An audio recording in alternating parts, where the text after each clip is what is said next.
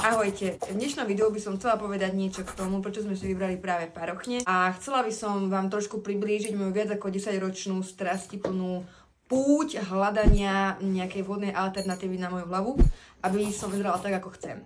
Vyskúšala som rôzne druhy predĺženia, unosila som clip-in copy z pravých vlasov, zo syntetických vlasov, skúšala som drdoly, poloparochne, klipy a v poslednej dobe som sa presunula úplne k parochniam, skúšala som syntetické parochne. Tento produkt som vedela, že by bolo práve to, čo potrebujem. Problém bol v tom, že bol nedostupný. Široko ďaleko sa proste takýto produkt kúpiť nedá. Takže ako osoba, ktorá vyskúšala naozaj asi všetko, vám môžem povedať, že sme priniesli produkt, ktorý a ako spotrebiteľ by som na tom trhu hľadala a chcela si ho zakúpiť. Sme s Mírkou toho názoru a toho presvedčenia, že vlasy vplývajú na náš vnútorný, mentálny, emočný život vo veľa väčšej miere, ako si možno že uvedomujete.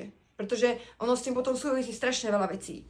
Ja keď mám dobré vlasy, tak sa cítim oveľa vyrovnanejšie, oveľa kľudnejšie, oveľa šťastnejšie, keď ja sa cítim dobre, keď som není frustrovaná kvôli úplne zbytočným veciam, ako je proste výzor, kvôli ktorým nemusím byť frustrovaná, pretože na tom výzore sa stále dá nejako popracovať. Nám ide o to, aby ste vy boli spokojné, aby ste proste boli vyrovnané, aspoň čo sa týka tohto smeru po tejto stránke, pretože môžete byť. Bola by som veľmi rada, keby na Slovensku skončilo demonizovanie parochien a zatracovanie parochien a proste škatulkovanie parochien a to, že OK, tak parochne nosia iba taký, alebo hen taký, alebo proste sa to nenosí. Nie, parochne sú jedna absolútne plnohodnotná alternatíva predĺžovaniu vlasov, demonizovaniu parochien by som sa chcela vyjadriť v ďalšom videu a takisto by som vám chcela povedať, aké benefity parochňa prináša, pretože prináša obrovské benefity, veľmi veľké množstvo výhod, ktoré si možno ani neuvedomujete. A bola by som veľmi rada, keby tomu aspoň dáte šancu sa pozerať na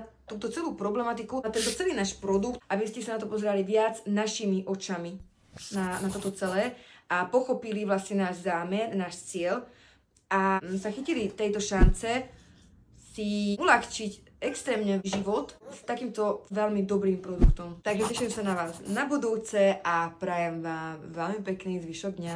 Ahojte.